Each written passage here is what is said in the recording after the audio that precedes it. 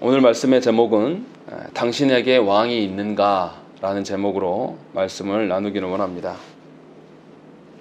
우리가 계속 사사기의 말씀을 읽어가고 있습니다. 지금까지 사사기 16장까지 우리가 지난주까지 보았는데요. 사사기 16장까지는 사사들에 대한 기록이었습니다. 사사들은 하나님께서 이스라엘을 구원하시기 위하여서 세운 사람들이에요. 근데 어떻게 세워진 것이냐면 이스라엘이 하나님의 정복 전쟁을 명한 대로 다 수행하지 못했습니다. 그래서 이스라엘 가운데는 이방인들이 섞여 살게 됐고, 그로 말미암아 이방인들의 영향을 받고 이들이 하나님 아닌 다른 신들을 섬기게 되었을 때에 하나님께서 진노하심으로 이스라엘 백성들을 이방인의 손에 붙들리게 해서 고통을 당하게 하시죠. 그리고 그때 이스라엘 백성들이 고통 중에 있을 때에 하나님께 간구하였을 때 하나님께서 사사를 세우셔서 하나님의 구원의 어떠함을 보이셨습니다. 그리고 또 이들이 평안해지자 다시 또 타락하는 이러한 계속 반복적인 삶을 이스라엘 백성들이 살아왔습니다. 그래서 16장까지는 사사에 대한 언급들이 계속 기록되어 왔습니다. 그런데 이제 17장부터 마지막 21장까지의 내용에는 사사가 등장하지 않습니다. 또 하나님의 구원에 대한 언급도 없습니다. 사사기 저자는 앞서 언급했던 사사들이 갈수록 극심하게 타락해져 가는 것을 계속 기술해 왔습니다. 제일 심각하게 타락했던 사사가 바로 삼손이죠. 삼손이 여호와의 영이 3번이나 임했음에도 불구하고 사사로서 또 나실인으로서의 삶을 하나도 보이지 않았습니다. 자기가 원하는 대로 삶을 살면서 결국 타락의 일상이 무엇인지를 그들에게 보여줬다는 것이죠. 그래서 이제 17장부터 21장까지는 무슨 이야기를 하고 있는 거냐면 앞에서 보여줬던 이스라엘의 지도자 사사들이 얼마나 타락했는가를 이제 다 고발했고, 이제 그 타락상들이 이스라엘 백성들에게 어떠한 결과를 초래하고 있는지를 고발하는 것이 17장부터의 내용입니다. 전에는 이스라엘의 지도자들만의 타락이었다라면 이제는 이스라엘의 타락이 지도자들만의 타락이 아니라 일상화되어서 이스라엘의 아주 작은 가정들, 이스라엘의 그 아주 소단위에서도 타락상이 드러나고 있다. 이런 것을 고백하고 있는 것이 17장 이후로의 말씀이에요. 그래서 이스라엘 가운데에서 이제는 하나님을 향한 부르짖음조차도 찾기가 어렵습니다. 전에는 그나마 하나님을 향한 부르짖음과 구원에 대한 손길들, 자기들이 위급해지면 하나님을 부르기라도 했지만 이제 이들이 더 이상 부르지 않습니다. 삼손의 이야기에서 그게 더 잘 나왔죠. 하나님께서 날 때부터 사사로 세우신 이 사람을 오히려 이스라엘 백성들이 군대를 조직해서 이방인들에게 블레셋에게 넘겨주는 형태를 취해요. 그러니까 하나님께 구함이 전혀 없는 것이죠. 이스라엘 백성이 20년 동안이나 블레셋의 억압을 받았음에도 불구하고 하나님께 부르짖지도 않았고 하나님이 세우신 사사를 알아보지도 못한 지경에 이르고 말았습니다. 처음에 저자가 사사기 2장에서 밝힐 때 분명하게 하나님의 그 억압이 있을 때에 이들이 하나님을 부르짖을 것이고 하나님은 구원자를 세우실 것이다 라는 이야기들을 하셨다라는 것이죠. 그런데도 불구하고 이제 이 하나님이 사사를 통하여서 이스라엘을 구원하는 이 시스템조차도 이제는 돌아가지 않는 지경에 이를 정도로 이스라엘이 타락하게 되었고, 이 타락함과 교만함이 17장부터 더 자세히 나타나고 있습니다. 그렇다면 이 17장에서 드러난 이스라엘의 그 일상의 타락이 무엇인지를 우리가 한번 오늘 말씀에서 보시면 좋겠습니다. 먼저 1절을 보시면요, 에브라임 산지에 미가라 이름하는 사람이 있다라고 되어 있습니다. 이 에브라임 지파를 언급을 하고 있어요. 근데 에브라임 지파는 어떻습니까? 우리가 앞에서 생각을 해봐야 됩니다. 에브라임 지파가 기드온이 군대를 일으켜서 미디안의 손으로부터 이스라엘을 해방시켰을 때, 구원하였을 때 나중에서 에브라임이 들고 일어나서 이 기드온을 시비 걸었어요. 또 그뿐만이 아닙니다. 입다의 경우에도 똑같이 입다가 승리하고 오자 에브라임이 같은 시비를 걸다가 입다에게 42,000명이나 다 도륙당하는 일을 겪습니다. 이렇게 교만한 지파의 이야기를 시작하고 있다는 점에서 굉장히 시작부터 조금 불길해 보입니다. 그런데 이 에브라임 지파 중에 미가라 하는 사람의 집에서 있었던 일이다라고 밝히고 있어요. 우리가 아는 미가 선지자의 이름과 동일합니다. 이 미가의 뜻이 뭡니까? 여호와 같은 이가 누구인가 이런 뜻이에요. 그러니까 여호와 한 분뿐이다. 여호와 같은 분은 온 세계에서, 온 세상에서, 우주 만물 가운데 여호와 하나님은 오직 한 분뿐이다 이런 뜻입니다. 하나님의 주권을 인정해 드리는 이름이고 굉장히 좋은 이름이에요. 그런데 과연 미가가 여호와 하나님만을 알고 여호와 하나님만을 경외하는 자인가? 라는 것을 오늘 말씀에서 보아야 된다는 것입니다. 자, 2절에 보면 이야기의 시작이 이렇게 되어 있습니다. 미가의 어머니에게 이르되 어머니께서 은 1,100을 잃어버리셨으므로 저주하시고 내게에도 말씀하셨더니 보소서 그 은이 내게 있나이다. 이렇게 이야기하고 있어요.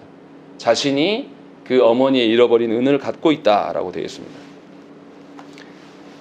그 자기가 갖고 있다 이 말이 무엇이겠습니까? 이 어머니의 은을 훔친 사람이 누구냐면 바로 아들 미가라는 뜻이에요. 그런데 여기서 좀 은 1,100개라고 나오는 것 보면 은 1,100개가 어디서 나왔습니까? 드릴라가 이 삼손을 팔아넘길 때에 받은 5 방백들로부터 각각 받았던 돈이 은 1,100입니다. 이것이 다시 나타나고 있어요. 즉 뭐냐면 이 팔아넘길 때 금액, 악인들이 사용했던 금액들이 지금 미가의 가정 가운데 다시 실현되고 있다는 것은 이 악한 가정임을 은연중에 드러내고 있는 것이고 이것을 볼 수가 있는 거죠. 그러니까 미가는 욕심으로 인하여서 어머니의 돈을 이렇게 훔쳐요. 근데 이 어머니도 어떤 사람이냐면 은 1,100 뒤에 보시면 어떻습니까? 미가가 레위 죄송합니다. 미가가 레위 지파의 청년을 제사장으로 삼을 때 그 청년에게 얼마를 주겠냐라고 하면 10절에 보시면 해마다 은 10과 의복 1벌을 주겠다라고 되어 있습니다. 그러니까 제사장의 1년의 그 사례비가 은 10개밖에 안 돼요. 그런데 1,100개를 잃어버렸어도 이 가정이 별로 문제가 없다라는 것입니다. 그만큼 이 미가의 가정은 경제적으로는 굉장히 부유한 가정임을 알 수가 있어요. 그런데 문제는 뭐냐면 미가가 어머니의 돈을 훔쳤다라는 거죠. 그 사람 가정이 매우 풍요롭고 풍성하지만 어머니를 존중함이 가정 안에 없어요. 그리고 더 큰 문제는 뭡니까? 미가가 돌려주는 이유가 무엇인지를 우리가 보아야 돼요. 미가가 그 은을 돌려주는 이유는 뭐냐면 어머니께 앞에서 회개하였기 때문에 돌려주는 것이 아니라 저주받기가 두려워서 지금 돌려주고 있는 것이에요. 미가의 어머니가 2절의 말씀 보시면 은 1,100을 잃어버리셨으므로 저주하시고 내 귀에도 말씀하셨다라고 되어 있습니다. 그래서 이 사람이 저주받는 것이 두려워서 지금 어머니께 돌려주고 있는 거죠. 그러니까 미가는 그의 어미를 존중함이 전혀 없습니다. 그저 욕심대로 행하는 사람이고 저주가 두려워서 지금 이를 돌려주고 있는 것이죠. 문제는 이제 그 어미의 태도예요. 과연 그러면 이 어미는 어떻게 태도하는가라는 것이죠. 아들이 도둑질한 것을 가져왔어요. 그렇다면 이 어미가 어떻게 해야 됩니까? 바른 부모라면 이 적은 금액이 아니에요. 제사장에게 은 10개밖에 1년에 사례비가 은 10개밖에 안 되는데 무려 1,100개나 훔쳤으면 어마어마한 재산이죠. 그 재산을 훔쳤는데도 이 어미가 아들을 나무라지 않습니다. 그리고 오히려 뭐라고 합니까? 2절 말씀 보시면 그의 어머니가 이르되 내 아들이 여호와께 복받기를 원하노라 이렇게 말한다는 거죠. 무슨 말입니까? 이 미가의 어머니가 심각한 것이 뭐냐면 분명히 앞에서는 자기 돈을 훔친 자를 저주했어요. 저주했는데 그것이 아들임을 확인하자 바로 하나님께 복받았으면 좋겠다 하고 말을 돌리면서 아들의 허물을 덮어주는 일만 힘쓰고 있는 것이죠. 이 미가의 어미는 자녀를 바르게 양육하고자 하는 마음이 추호도 없습니다. 전혀 없어요. 그냥 아들이 잘 되는 것이 좋은 겁니다. 하나님 앞에서 자기 마음대로 저주했다가 자기 마음대로 복을 선언할 수 있는 것이 사람의 권한이 아니에요. 목회자도 그런 권한을 갖고 있지 않습니다. 하나님께서 정하신 대로만 우리가 말 안 하고 설교하는 것이죠. 그런 점에 봤을 때 이 어미는 이 아들 앞에 그릇되이 행하는 것뿐만 아니라 이 하나님을 우롱하고 있음을 우리가 알 수가 있는 것입니다. 하나님을 세상의 어떤 거짓 신들처럼 대하고 있는 거예요. 그래서 어쩔 때는 자기가 손에 있을 때는 하나님의 이름으로 저주했다가 또 자신이 뭔가 불편해지면 바로 하나님의 이름으로 복을 선언하는 주술적으로 하나님의 이름을 남용하는 자임을 우리가 알 수가 있는 것이죠. 그리고 하나님을 알지 못하는 그 어미가 어떻게 아들을 바르게 가르치겠습니까? 하나님의 이름도 남용하는 그 어미가 아들에게 당연히 바른 것을 안 가르치죠. 자녀의 흠을 덮어주기만 급급해요. 남들에게 어떻게 비춰질까만 염려하면서 남들에게 우리 아들이 어떻게 비춰질까만 그것을 덮어주기 위해서 바로 복을 선언해버리는 것입니다. 그래서 결국 이 가정 안에는 질서가 없는 거죠. 하나님의 말씀하시는 부모를 공경함이나 자녀를 양육함에 대한 바른 기준들이 이 가정엔 찾아볼 수가 없어요. 그래서 하나님이 말씀하시는 공의가 없는 가정, 그 가정은 당연히 질서도 없을 뿐만 아니라 질서가 없기 때문에 하나님이 다스리심이 그 안에 드러날 수가 없다는 것입니다. 사실 이 어미가 이 아들을 바르게 가르친다고 생각했다면 율법의 말씀의 기준이 무엇인가를 생각해 봤어야 돼요.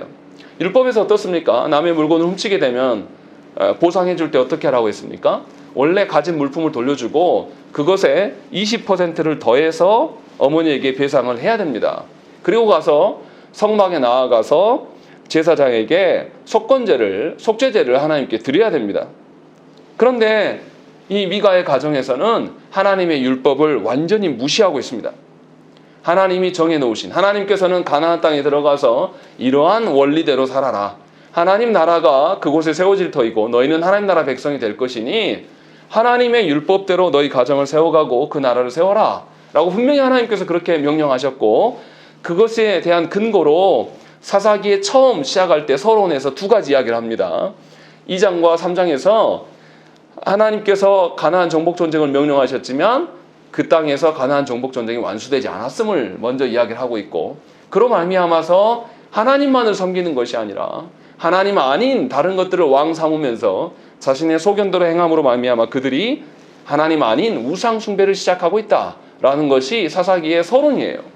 사사기에 처음부터 그렇게 이야기를 하고 시작한 것이죠. 그래서 이 가정 안에 지금 이것이 없는 겁니다. 하나님이 말씀하시는 하나님 나라의 그 법도대로 하나님의 언약 백성다운 면모가 이 가정 안에 드러나지 않아요. 어미도 아들을 바르게 가르칠 생각이 없고 아들도 어미를 존중하지 않습니다. 그리고 아들도 자신의 잘못을 깨닫고 나서 어미에게 돌려준 게 아니라 그냥 저주가 무서워서, 이 저주도 어떤 저주냐면 하나님의 언약의 저주도 아니에요. 그냥 이 어미가 갖고 있는 주술적인 이방 신들에게 복비는 그런 저주예요. 이런 가정이 어떻게 언약 백성이라고 할 수 있겠습니까? 사실은 이건 언약 백성이라고 말하기가 힘든 가정입니다. 그런데 문제는 여기서 그치지 않아요. 여기서만이 아닙니다. 이제 이 어미가 아들의 흠을 감추기 위해서 아들이 하나님의 복을 받아야 되기 때문에 다른 일들을 실행합니다. 그래서 3절 보면 뭐라고 되어 있습니까? 미가가 은 1,100을 그의 어머니에게 도로 주매 그의 어머니가 이르되 내가 내 아들을 위하여 한 신상을 새기며 한 신상을 부어 만들기 위해 내 손에서 이 은을 여호와께 거룩히 드리노라 라고 말씀하고 있는 것입니다. 사실은 하나님께 거룩히 드린다고 말하면서 무슨 신상을 만든다는 것, 이거는 말도 안 되는 이야기예요. 이스라엘 백성 가운데 하나님께서 진노하셨을 때의 사건이 무엇입니까? 황금 송아지를 만들었을 때 하나님께서 이들을 다 죽이겠노라고 말씀하셨고, 실제로 레인을 통해서 수천 명의 사람을 하나님께서 죽이셨어요.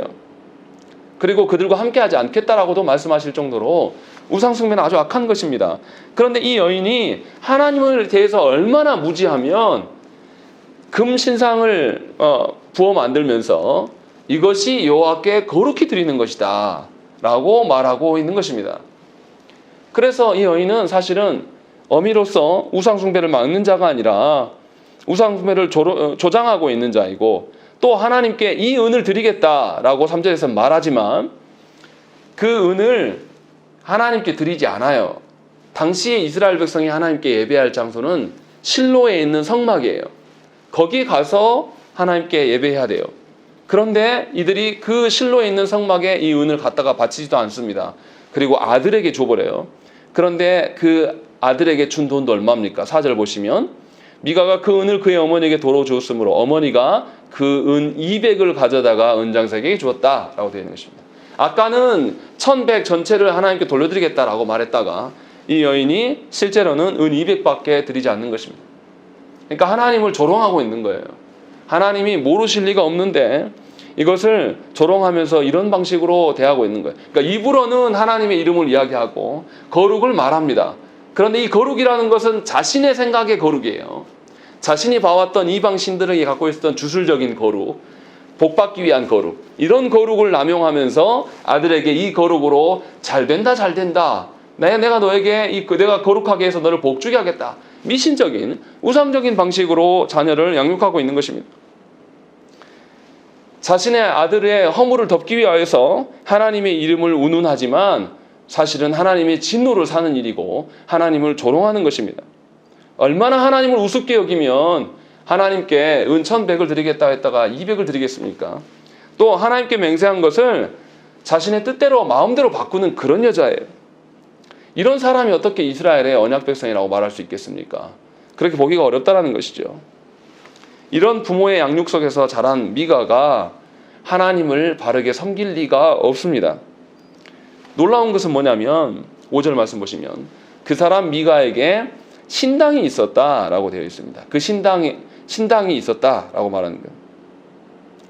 개인 신당이 있다는 것은 말이 안 됩니다. 이스라엘 백성들에게 하나님께서는 신명기에서도 계속해서 신명기 12장에서 계속 말씀하실 때에 모든 민족들이 하나님 앞에 있는 하나님이 말씀하시는 성막에서 예배해야 될 것들을 말씀하는 거예요. 각자가 정해진 곳이 아니라 하나님께서 정하신 그곳에서 예배하라고 하나님은 말씀하십니다.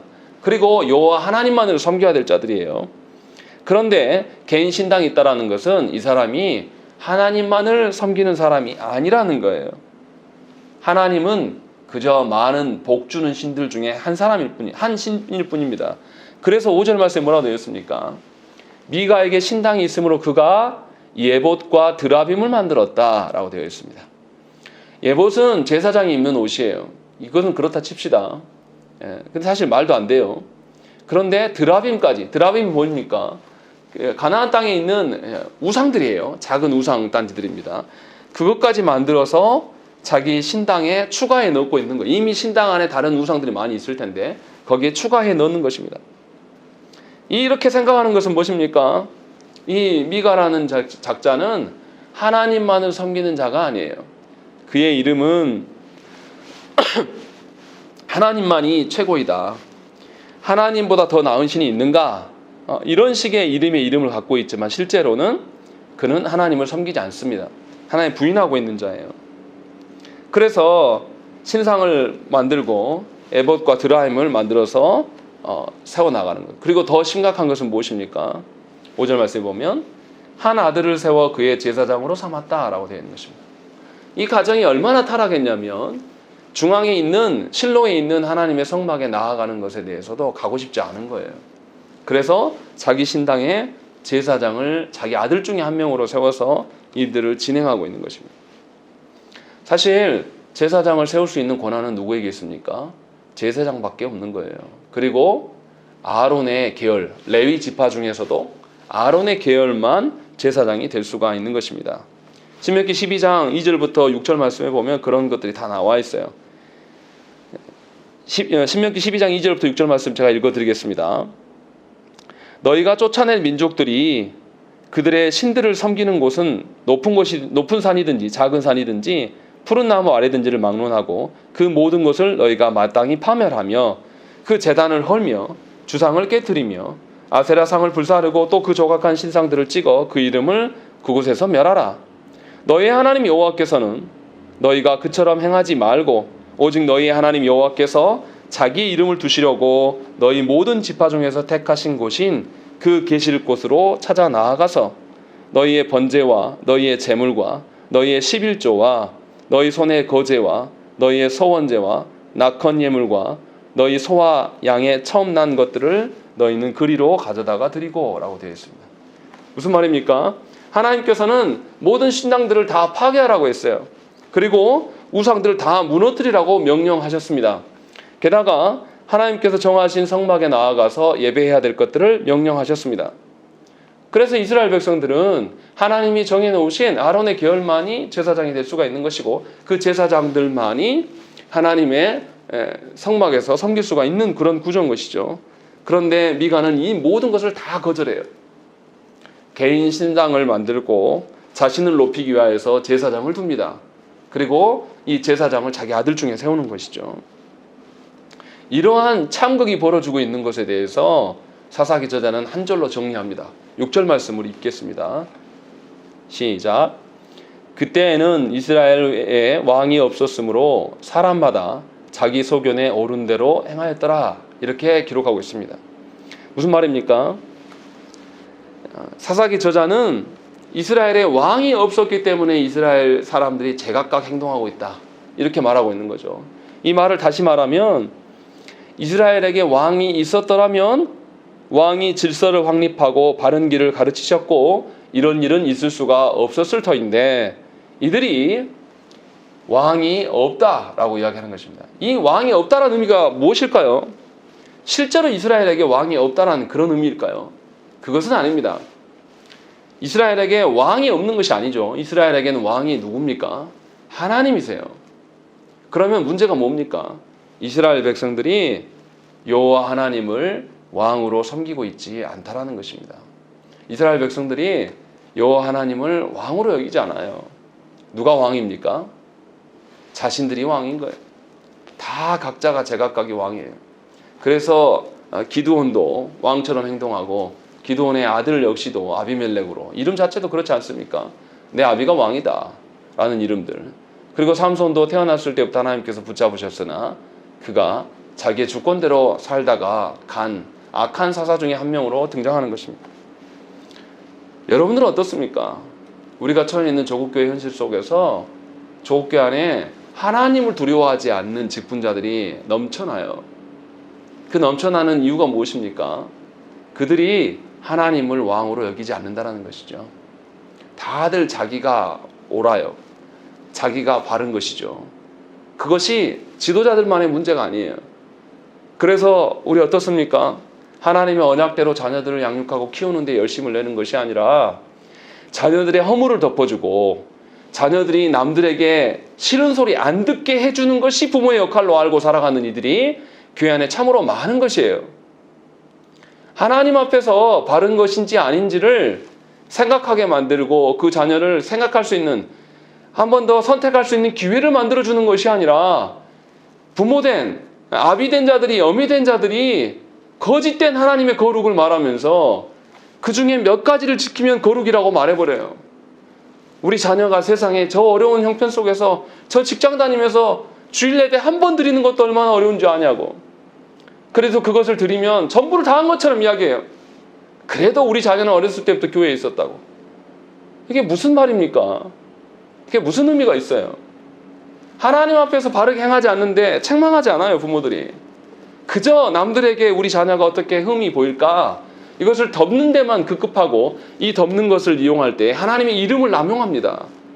그렇게 해서 자녀들에게 무언가 공로를 쌓아주기를 원해요. 그래서 자녀들에게 어렸을 때부터 여러 가지 일들은 시켜요. 그러나 정작 그들이 하나님을 왕으로 여기는지 이것에 대한 점검이 없다는 것입니다.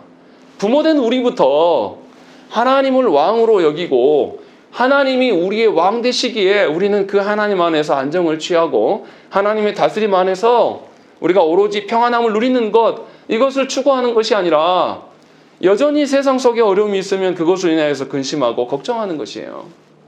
여전히 세상 일이 잘 돼야지만 하나님도 있는 것이죠. 내 세상 일이 안 되면 하나님 왜 나한테 이렇게 하십니까? 하나님이 계신다면 내 삶이 이럴 수 있습니까? 이것을 반문하고 있는 거예요. 누가 왕입니까?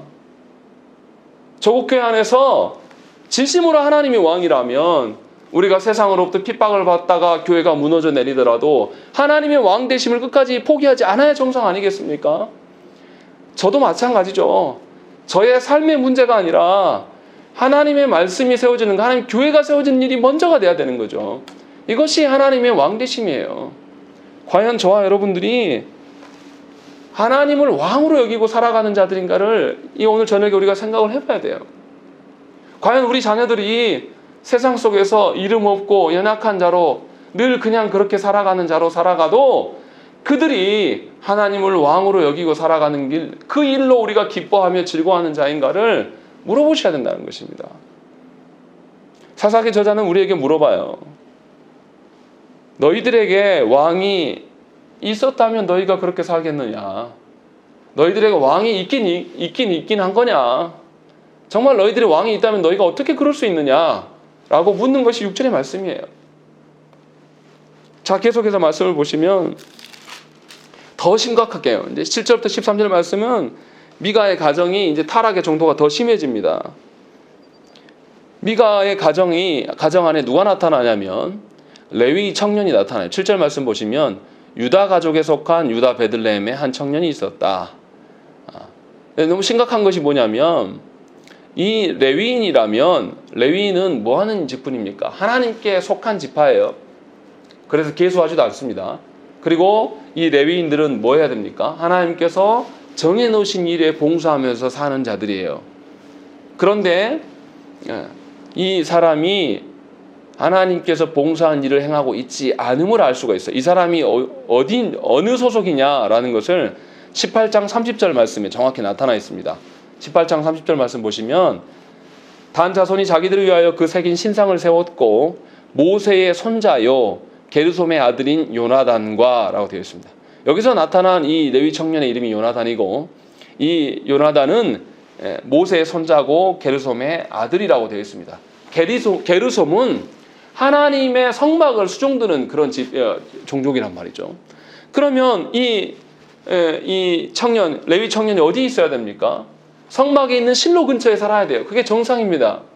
그런데 이가 유다 베들레헴에 있어요. 그리고 또 어떻습니까? 이상한 곳에서 살고 있다가 거기서 또 잘 살지 못해서 옮겨갑니다. 8절 말씀 보시면 그 사람이 거주할 곳을 찾고자 하여 그 성읍 유다 베들레헴을 떠나가다가 에브라임 산지로 가서 미가의 집에 이르렀다라고 되어 있는 것입니다. 여기서 거류할 곳을 찾고 있다라는 의미가 무엇입니까? 먹고 사는 것을 찾고 있다는 뜻이에요. 하나님께서 레위 지파를 다스리실 때에 어떻게 해서 하나님께서 레위 지파를 먹여 살리십니까?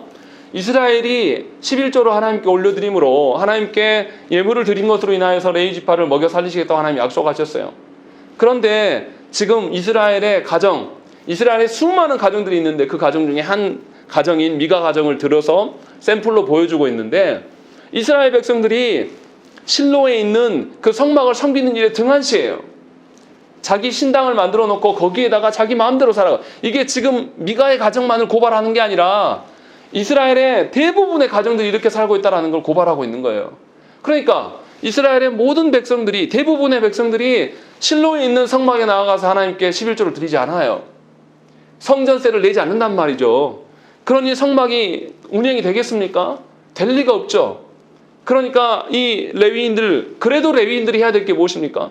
운영이 되지 않더라도 굶더라도 하나님께 맡기고 자신의 사명에 열심을 내야 될 터인데 이 레위 지파들마저도, 심지어 이 사람은 모세의 손자예요. 게르솜의 자녀란 말이죠. 그렇다면 더더욱 성막에서 무슨 일을 하는지를 잘 아는 사람일 수밖에 없어요. 그런데도 이들이 자신의 사명을 수행하지 않고 있어요. 그리고 먹고 사는 일을 따라서 자신이 있어야 될 곳이 아니라 유다 지파로 갔어요. 유다 지파가 어떤 지파입니까? 이스라엘 백성들이 가나안 정복 전쟁에 나아갈 때 선봉에 섰던 지파예요. 그런데 이 유다 지파까지도 완전히 타락하고 있다. 레위인들은 물론이거니와 유다 지파까지도 완전히 타락해 있음을 알고 있어요. 그것을 지금 고발하고 있는 겁니다. 그래서 이 사람이 떠들고 있었고, 이 사람이 돈이 없어서 헤매는 것을 보면서 미가가 뭐라고 합니까? 10절 말씀에 네가 나와 함께 거주하며 나를 위하여 아버지와 제사장이 되라 라고 말씀하고 있는 것입니다. 제사장을 세울 수 있는 사람은 누굽니까? 제사장이에요. 그것도 아론의 계열에서만. 그런데 자신의 아들을 제사장으로 세웠던 사람인데 누구를 못 세우겠습니까? 자기 신당도 만들어 놓고 자기 아들로 제사장을 임명하는 그런 미가인데, 미가가 무슨 상관이겠어요? 아무나 막 세우는 것이죠. 자기의 필요에 따라서. 그리고 더 심각한 것은 뭐냐면 이 세우는 사람이 누구냐면 청년이에요. 청년. 청년이라는 것은 아주 젊다라는 거죠. 제사장은 몇 살 때부터 할 수 있습니까? 30살부터 활동할 수가 있습니다. 그런데 지금 미가는 그 생각이 없어요. 그러니까 제사장에 대한 관념 자체도 없는 사람이에요. 하나님께서 주신 율법에 대한 생각이 전혀 없고 그냥 자기가 원하는 대로 그냥 세우면 되는 거예요. 그런 방식으로. 조국교회가 그러지 않습니까? 우리가 지금 장로교에 속한 교단인지 우리가 어떤 신앙 고백을 갖고 있는지에 대한 생각들이 전혀 없어요. 그냥 다 자기들이 알고 싶은 대로 하나님 알면 되는 것이고 자기들이 해왔던 방식대로 그냥 해오면 되는 거예요. 그래서 교회의 법이나 하나님이 말씀하시는 법들을 세우는 일로 나아가는 것이 아니라 교회가 자기 익숙한 것에 능합니다. 그래서 자기 익숙한 것에 열심을 내고 그것을 인하여서 기뻐해요. 그래서 바른 신앙 고백도 알지 못할 뿐더러 교회 안에 통일성이 없어요. 사도적인 그런 신앙 고백이 교회마다 있어야 될 터인데 이것이 통일화되지 않았습니다. 그래서 조국교회 안에가 제각각입니다. 말도 안 되는 정광훈 같은 그런 사람도 목사라고 하고 있고 또 그런 사람을 추종하는 사람들이 나아가서 하나님의 말씀을 전하는 것이 아니라 태극기를 흔들고 있고 성조기를 흔들고 있고 그러고 있단 말이에요. 그러면서 돌아다니면서 우리가 교회의 장로고 집사고 권사다 라고 말한단 말이에요. 이 미가의 가정과 조국교회 현실이 뭐가 다릅니까? 교회마다 넘지 말아야 될 선들, 그것이 하나님의 말씀의 기준인 우리가 사도적인 고백인 사도신경이고 신앙 고백이에요. 그런데 우리가 그것들을 존중하지 않고 그것이 무슨 의미인지도 모르고 우리가 살아간단 말이죠. 그래서 오늘 말씀에도 보면 미가가 자격 없는, 자기도 세울 수 있는 임명의 권한도 없는데 그것을 마음대로 남용하고 있고 또 제사장에 대한 어떤 나이 제한이나 제사장의 그 출신들 이런 것들도 따지지 않으면서 마구잡이로 세워놓고 있어요. 그런데 심각한 것은 또 있어요. 그것만 있는 게 아닙니다. 처음에 미가가 뭐라고 됩니까? 이 청년에게, 레위 청년에게 아버지와 제사장이 되어달라고 요청합니다. 처음에는 그랬어요. 그런데 11절 다시 보십시오.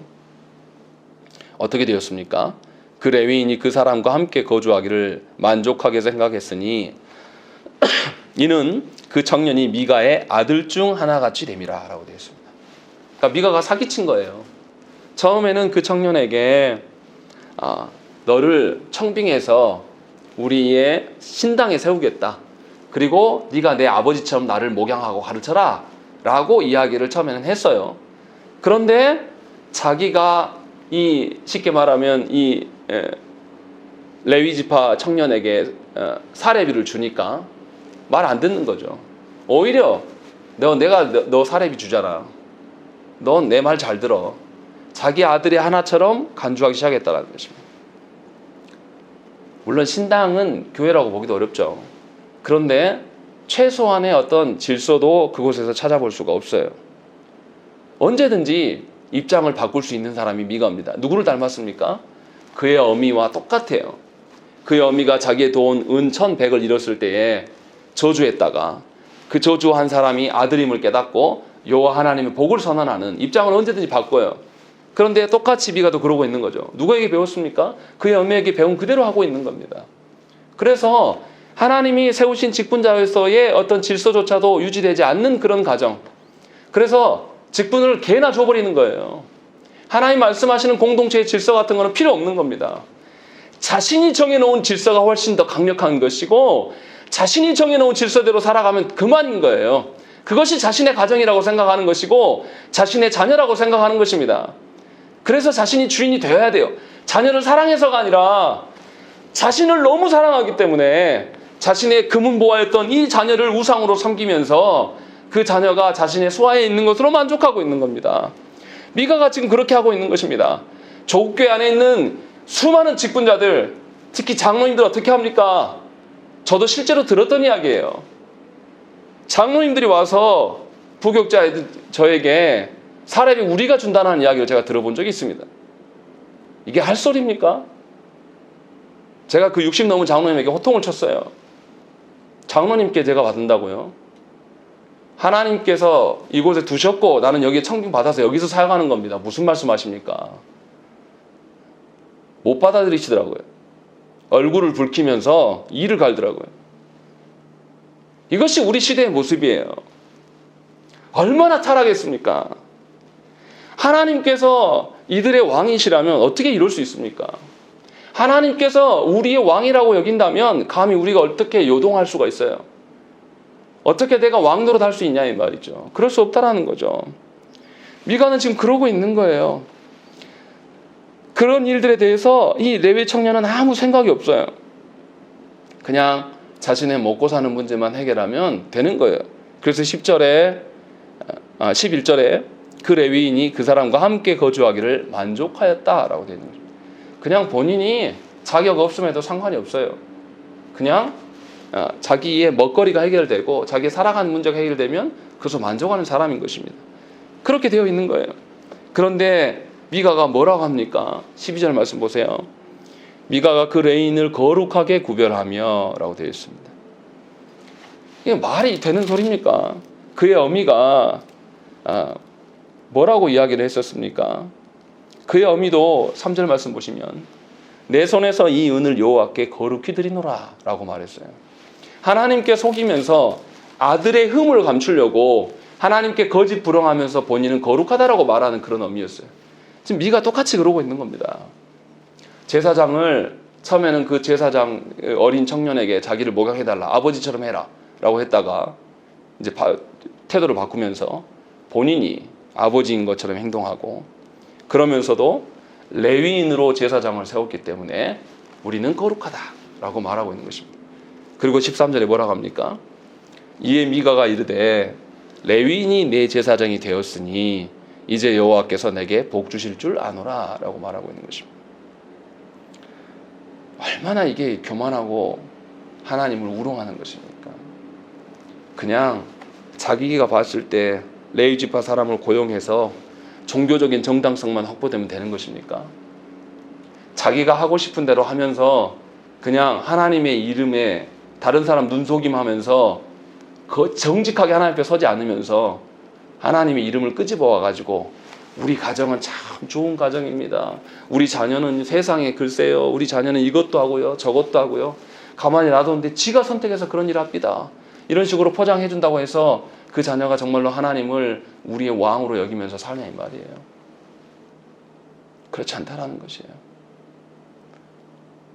하나님의 뜻대로 되어지는 일에 있어서 그것으로 인하여서 애통해하고 즐거워하는 것이 아니라 자신의 기대하는 바가 있었는데 그것이 되지 않으면 분노를 일으키면 그 사람은 하나님을 왕으로 여기는 사람이 아니에요. 끝까지 자기 욕심대로 그냥 살아가는 거죠. 너무나 안타까운 것은 무엇입니까? 이런 미가가 신당을 만들어 놓고 제사장이 있다고 해서 그가 하나님이 요구하시는 하나님의 언약 백성 다움을 드러낼 수 있는 자일까요? 미가가 하나님 나라의 가치와 하나님 나라의 질서를 정말 존중하면서 그것에 관심이나 있긴 하겠냐 이 말이에요. 자신이 왕이 되어서 자신의 자녀를 우상으로 섬기면서 살아가는 이가 하나님의 나라와 하나님 나라의 질서를 그 가정에 세우기 위해서 하나님의 공의를 세우는 일에 살아가겠냐 이 말인 거죠.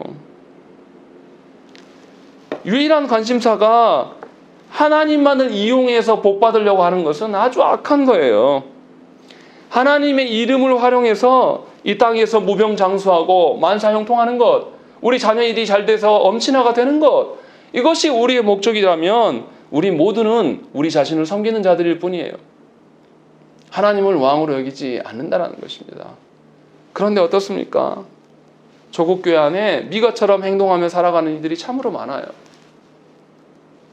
몇 가지 일을 하고 나면 그것으로 인하여서 자기의 거룩을 인증하기 싶어 합니다. 그래서 목사님 저에게 찾아와서 한두 가지 것들을 증거로 내놓고 이것 보세요. 우리 가정 하나님의 가정 아닙니까 목사님? 확인 좀 해주세요. 이런 분들이 너무나 많아요. 진심으로 우리가 하나님을 사랑하고 하나님이 원하시는 것을 우리가 원하는 것을 하나님이 모르실까요? 하나님이 우리에게 그렇게 쉽게 이용당하시는 분이실까요? 하나님은 우리가 이용할 뿐이 아니라 경배해야 될 뿐이에요. 하나님은 우리의 기분을 맞추는 분이 아니라 우리가 하나님을 기분 맞춰드리며 하나님을 섬기고 찬양해야 될 자들이에요. 정말로 우리가 하나님만을 섬기는 것, 하나님 것을 찬양하는 것으로 정말로 만족하면서 살아가는 그런 자들입니까? 조건 없이 하나님의 왕되심이 드러나는 것으로 인하여서 우리는 감사해야 합니까? 하나님을 경배하는 일에 우리가 최선을 다하고 그것이 여러분들의 기쁨이 됩니까? 하나님께서 세우실 그 나라가 여러분들의 자녀들이 세워갈 나라이기를 정말로 당신은 원하십니까? 하나님 나라의 질서가, 하나님 나라의 가치가 우리의 가정을 압도하고 우리가 세상에서 연약해지고 줄어들지라도 하나님의 어떠하심이 드러나는 것으로 당신은 만족합니까? 그렇지 않다라는 거예요. 우리가 속해 있는 조국교회 안에는 하나님을 이용하려는 자들이 너무나 많습니다. 교회 안에만 있는 게 아니에요. 정치의 계절이 다가오면 정치인들이 어디를 찾아옵니까? 교회를 찾아옵니다. 그런데 목사들이 그 정치인들을 내쫓지 않아요. 그 사람들이 정말 하나님 믿어서 오겠습니까? 그냥 펴달라고 오는 거잖아요. 하나님 이용해 먹으려고 오는데 어떤 목회자도 그 사람들을 내쫓지 않아요. 받아주고 마이크를 건네줍니다. 성도들한테 인사를 시키고 소개해줘요. 경제계에는 또 어떻습니까? 얼마나 많은 은행들이 교회의 건축을 바라면서 교회에 대출받으라고 문자를 보내고 애쓰고 힘씁니까? 조국교회 안에서 하나님을 이용하려는 이 태도들이 세상에 이미 다 들켜버렸어요. 그래서 세상 사람들 너무나 잘 아는 겁니다. 교회의 저 인간들, 하나님을 이용해 먹는 인간들 아니냐. 우리도 한 숟가락 얹어보자 라는 심정으로 찾아오고 힘 있는 자들이 교회에 올 때 조국교회가 거절하지를 못해요. 욕망에 사로잡혀 있어서 하나님을 이용해 드세요. 하나님은 복 주시는 분입니다. 얼마든지 와서 우리 편이 되어서 이용해 드십시오. 라는 일에 순종하면서 우리가 나아가지 않습니까? 이 일들에 대해서 우리는 분노하기나 합니까? 이런 일들이 있는데 우리가 애통해하면서 그걸로 슬퍼하면서 하나님이 우리 가운데 왕 되시지 못함으로 인해서 저와 여러분들이 울면서 애통해하냐 이 말이에요. 그러지 않는다라면 저와 여러분들은 전부 거짓입니다. 하나님의 이름들을 이용해 먹고 하나님을 등쳐먹으면서 하나님을 거룩히 여기지 않으면서 거룩하다 말하는 그런 작자들이 바로 우리가 아니냐 이 말이에요. 이 저녁에 우리가 한번 생각을 해야 됩니다. 이렇게 하나님의 이름이 남용되고 있는데 우리는 슬퍼하지 않아요. 이렇게 하나님의 이름이 남용되더라도 우리 마음이 편안해지기를 원하는 것이 우리가 아닙니까?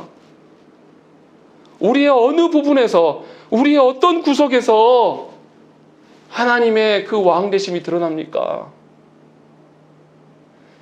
지금이라도 속히 돌이켜야 돼요.